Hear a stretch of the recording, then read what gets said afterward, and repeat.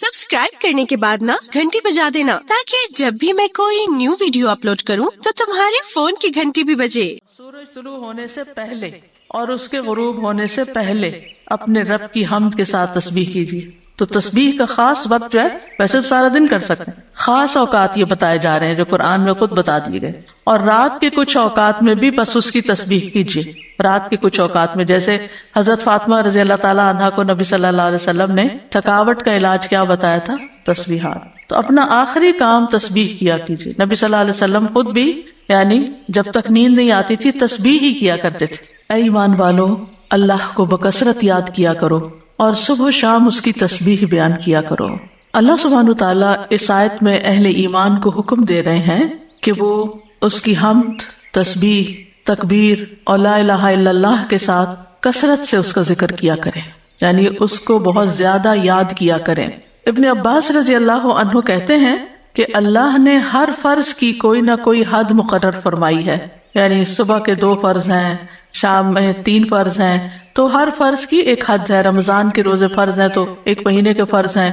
फिर उज़र की हालत में वो भी माफ है, यानी अगर इंसान को कोई हकीकी उज़र पेश हो तो उससे भी अल्लाह ताला दरगुजर करते हैं, लेकिन न उसके जिक्र की कोई हद है और न वो किसी उज़र से माफ होता है, यानी अगर गफलत बरतो। हाँ, अकल या होश ना रहे तो और बात है।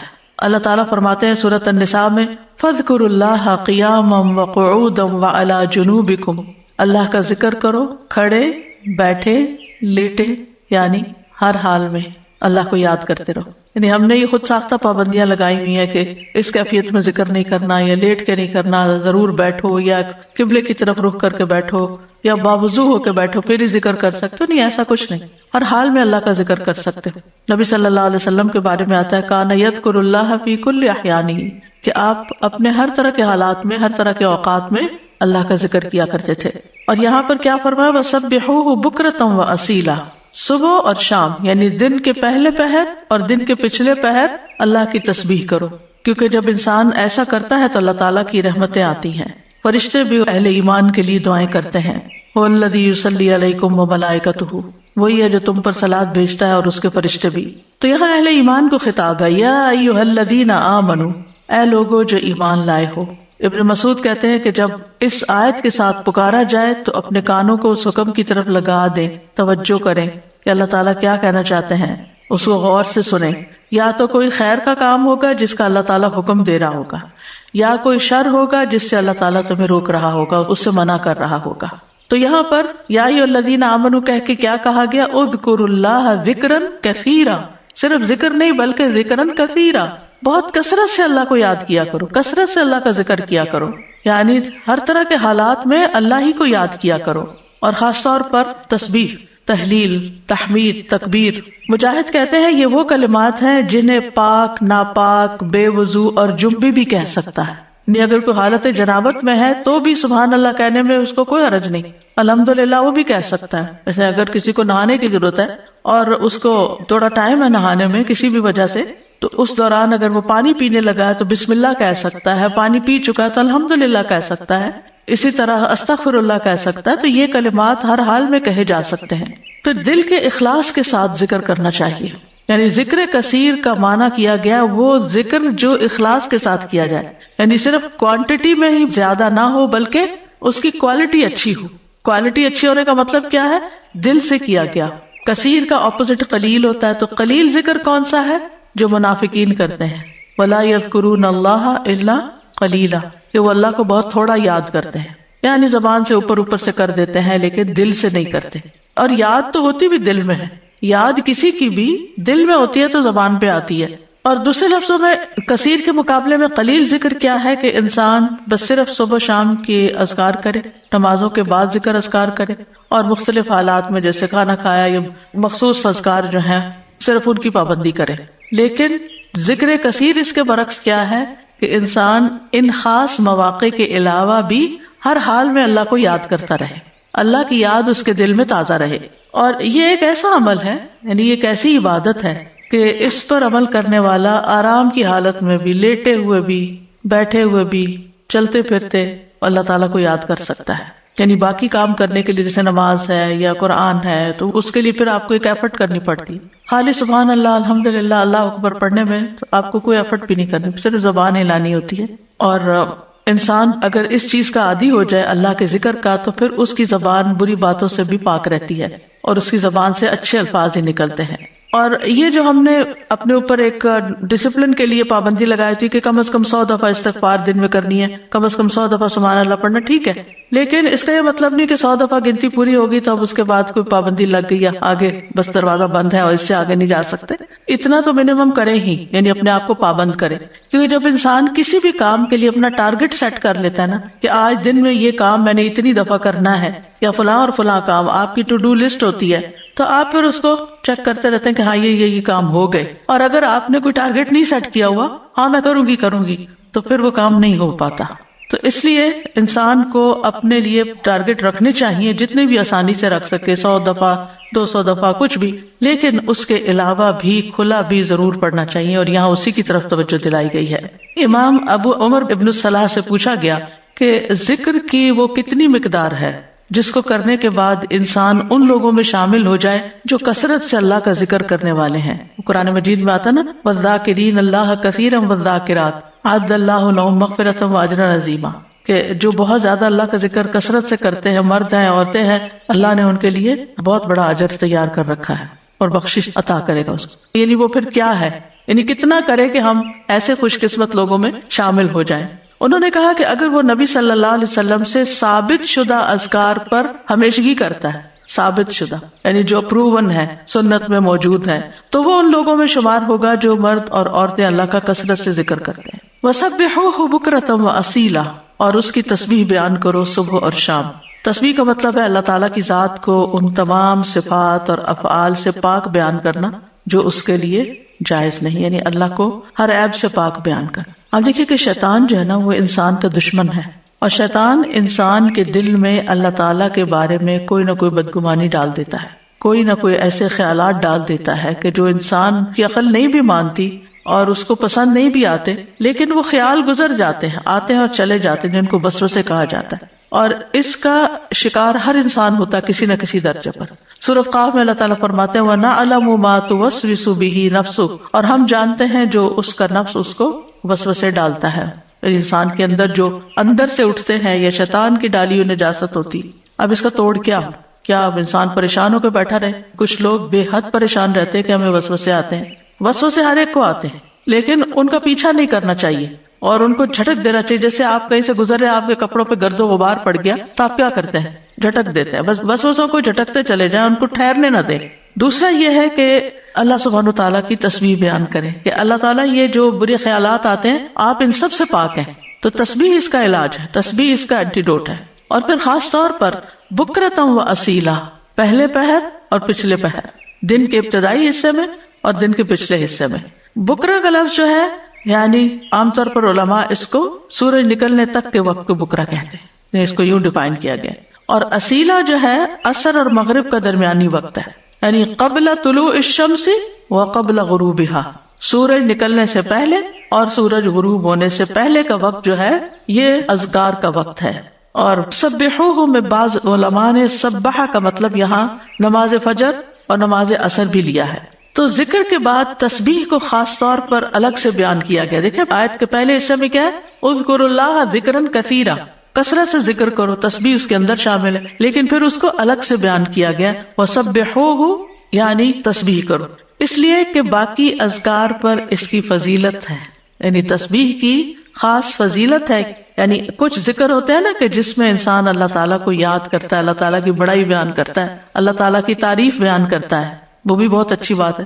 اور کچھ ذکر ایسے ہیں کہ جن میں انسان اللہ تعالیٰ کو ہر عیب سے پاک قرار دیتا ہے. تو تعریف مکمل ہی نہیں ہوتی، ذکر مکمل ہی نہیں ہوتا جب تک آپ تسبیح نہ کریں. تو تسبیح اس کا ایک لازمی حصہ ہے. اور پھر خاص طور پر اس لیے بھی کہ جیسے یعنی صبح شام وقت بھی بتا دیا گیا کہ تسبیح کا زیادہ اچھا وقت جو ہے یا مناسب وقت صبح اور شام ہے، کیونکہ یہ اوقات اپنے اندر ایک خاص فضیلت رکھتے ہیں. صبح کا وقت یہ برکت کا وقت ہے، اور والعصر عصر کے وقت یہ اللہ نے قسم کھائی ہے. ادھر فجر کی والفجر ولیال نشر، اور ادھر عصر کی والعصر ان الانسان لفی خسر. وہاں پر انسان کو ایک دن مل رہا ہوتا ہے اور عصر کے وقت دن ہاتھ سے جا رہا ہوتا ہے، انسان خسارے میں پڑ رہا ہوتا ہے، لوز کر رہا ہوتا ہے، ایک چیز ہاتھ سے چھٹ رہی ہوتی ہے.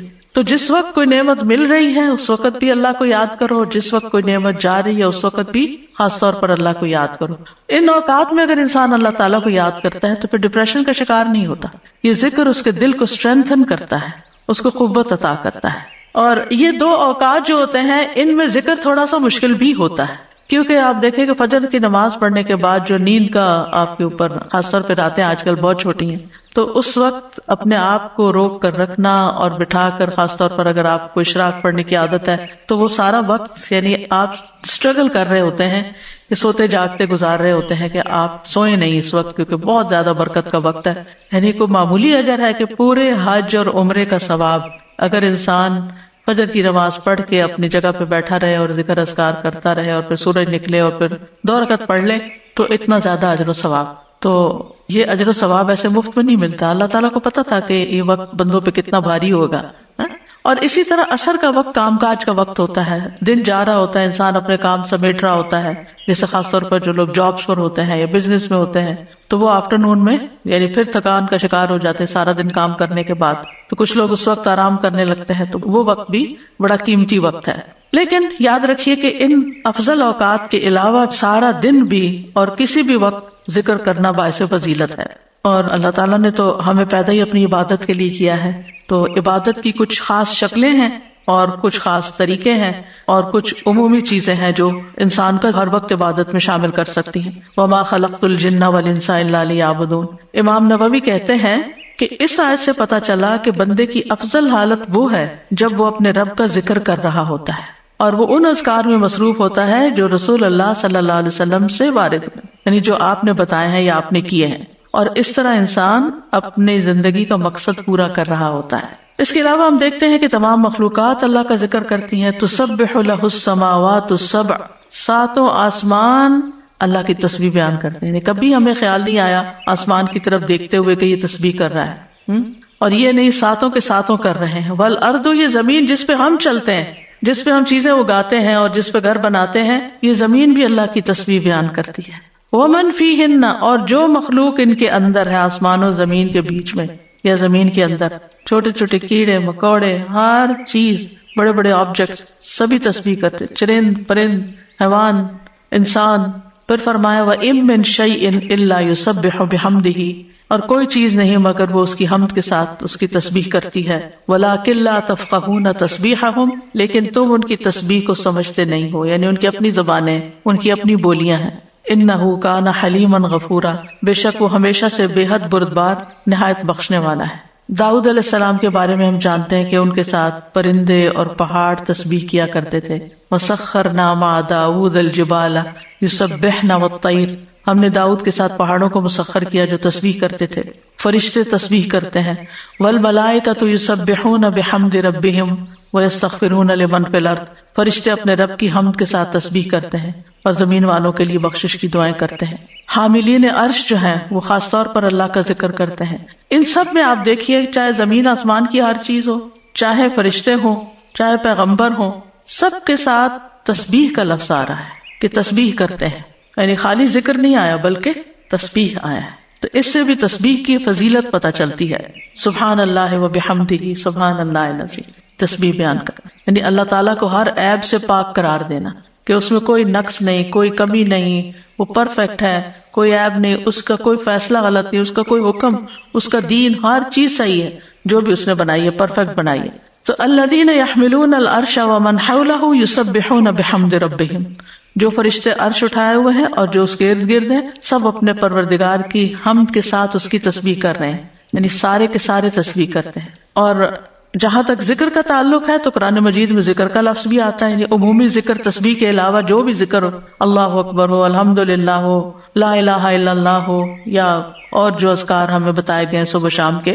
تو دیکھیے کہ مومنوں کی جو مختلف صفات بیان ہوئی ہیں ان میں صرف ذکر کے ساتھ کثرت کا لفظ آیا ہے، سورۃ الاحزاب کی آیت نمبر 35 ہے نا، ان المسلمین والمسلمات والمؤمنین والمؤمنات والقانتین والقانتات والصادقین والصادقات والصابرین والصابرات والخاشعین والخاشعات والمتصدقین والمتصدقات والصائمین والصائمات والحافظین فروجهم والحافظات والذاکرین اللہ کثیرا والذاکرات. یعنی ساری صفات اپنی جگہ ہیں کہ وہ مسلمان ہیں، مومن ہیں، فرما بردار ہیں، سچے ہیں، صبر والے ہیں، عاجزی کرنے والے ہیں، صدقہ کرنے والے ہیں، روزہ دار ہیں، اپنی شرمگاہوں کی حفاظت کرتے ہیں اور اللہ کا کثرت سے ذکر کرتے ہیں. تو اس سے بھی اندازہ لگائیں کہ ذکر کی کتنی اہمیت ہے کہ ذکر میں کثرت چاہیے.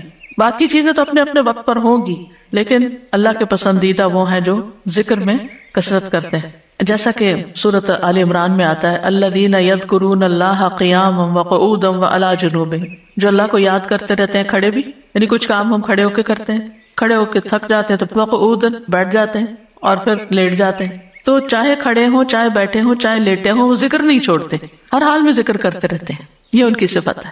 یعنی ذکر کے لیے صرف کوئی وقت یا جگہ مخصوص نہیں ہے بلکہ ہر حال میں. اور پھر جو اس کا اجر ہے، نبی صلی اللہ علیہ وسلم فرمایا کیا میں تمہیں تمہارا بہترین عمل نہ بتاؤں جو تمہارے مالک کے نزدیک اچھا اور پاکیزہ عمل ہے اور تمہارے درجات میں سب سے زیادہ بلند ہے؟ سونا چاندی کے خرچ کرنے سے بہتر ہے، اللہ کی راہ میں جہاد کرتے ہوئے تمہارے کفار کی گردنیں مارنے اور ان کے تمہاری گردنیں مارنے سے بھی افضل ہے. صحابہ نے عرض کیا کیوں نہیں؟ آپ نے فرمایا اللہ تعالیٰ کا ذکر. یعنی بعض اوقات انسان سوچتا ہے نا کہ میں تو کچھ کر نہیں پا رہا، لوگ تو بڑے بڑے نیکی کے کام کر جاتے ہیں، اتنے مالدار ہیں، وہ اتنا صدقہ خیرات کرتے ہیں. خاص طور پر انسان جب ایسی چیریٹیز کے بارے میں سنتا ہے جو لوگ بہت آگے بہت بڑے بڑے کام کرتے ہیں تو انسان سوچتا ہے کہ میرے پاس تو کچھ ہے ہی نہیں کرنے کے لیے، میں تو ان کے برابر کبھی آ ہی نہیں سکتا. کچھ لوگ ہر سال حج عمرے پہ چلے جاتے ہیں، انسان سوچتا ہے میں تو یہ بھی نہیں کر سکتا. اسی طرح کچھ لوگ اور بڑے بڑے کام کر رہے ہوتے ہیں، خدمت خلق کے بڑے کام کر رہے ہوتے ہیں. آپ کبھی کبھی پڑھتے ہیں نا کہ مخصوص شخصیات کے بارے میں، اس نے اتنے ہزار لوگوں کو مسلمان کیا، انسان سر پکڑ کے بیٹھ جاتا ہے کہ ہم نے تو ایک کو بھی نہیں شاید کیا. تو اسی طرح فلاں شخص نے اتنے 100 مسجدیں افریقہ میں بنوا دی، کہتے ہم نے کیا کیا؟ تو اپنا بہت ہی چھوٹا لگتا ہے بھی چھوٹا، ایسا کچھ نہیں.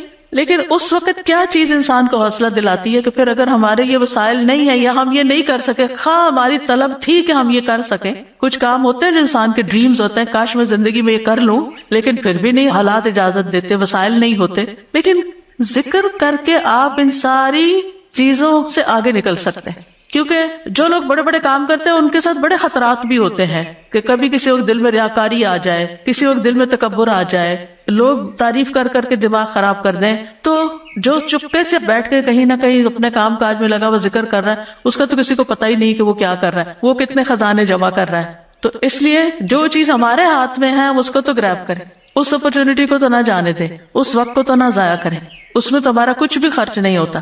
اور نبی صلی اللہ علیہ وسلم نے یہ بھی فرمایا، صحیح مسلم میں ہے، سبق المفردون قالوا وما المفردون یا رسول اللہ قال الذاکرون اللہ کثیرا والذاکرات. اچھا یہاں نوٹ کریں کہ ذکر کرنے والوں میں عورتوں کے نام بھی ساتھ ساتھ ہیں، کہ یہ صرف مردوں کے لیے نہیں ہے، عورتیں بھی اس میں شامل ہیں. نبی صلی اللہ علیہ وسلم نے فرمایا مفردون سبقت لے گئے، آگے چلے گئے، سابقون بن گئے. صحابہ نے پوچھا اللہ کے رسول مفردون کون ہے؟ آپ نے فرمایا اللہ کا بہت زیادہ ذکر کرنے والے مرد اور عورتیں، یہ مفردون ہیں جو اللہ کے قریب ہو گئے ہیں. تو ذکر ایک ایسی چیز ہے کہ جو انسان کو اللہ کا قرب عطا کرتا ہے، اور بھی بے شمار فائدے ہیں. جہاں تک صبح شام کے اذکار کا تعلق ہے تو سورۃ غافر میں آتا ہے، نبی صلی اللہ علیہ وسلم کو ارشاد ہے وَسَبِّحْ بِحَمْدِ رَبِّكَ بِالْعَشِيِّ وَالْإِبْكَارِ، اور صبح اور شام اپنے رب کی حمد کے ساتھ اس کی تسبیح کیجیے. یہ ڈائریکٹ حکم ہے. جو پہلے آیت میں نے آپ کو سنوائی تھی اس میں بھی حکم ہے صبح شام کا، اور یہاں بھی ابکار کا لفظ ہے. وہاں بکرا کا ہے، یہاں ابکار کا لفظ ہے، عشی والابکار، یعنی روٹ ایک ہی ہے لیکن تھوڑا سا تبدیل ہو گیا ہے. سورۃ طٰہٰ میں بھی آتا ہے فاصبر علی ما یقولون وسبح بحمد ربک قبل طلوع الشمس وقبل غروبها ومن آناء اللیل فسبح واطراف النہار لعلک ترضی. سو ان باتوں پہ صبر کیجئے جو وہ کہہ رہے ہیں، اور سورج طلوع ہونے سے پہلے اور اس کے غروب ہونے سے پہلے اپنے رب کی حمد کے ساتھ تسبیح کیجیے. تو تسبیح کا خاص وقت جو ہے، ویسے تو سارا دن کر سکتے ہیں، خاص اوقات یہ بتائے جا رہے ہیں جو قرآن میں خود بتا دیے گئے. اور رات کے کچھ اوقات میں بھی بس اس کی تسبیح کیجیے. رات کے کچھ اوقات میں، جیسے حضرت فاطمہ رضی اللہ تعالی عنہا کو نبی صلی اللہ علیہ وسلم نے تھکاوٹ کا علاج کیا بتایا تھا؟ تسبیحات. تو اپنا آخری کام تسبیح کیا کیجیے. نبی صلی اللہ علیہ وسلم خود بھی یعنی جب تک نیند نہیں آتی تھی تسبیح ہی کیا کرتے تھے.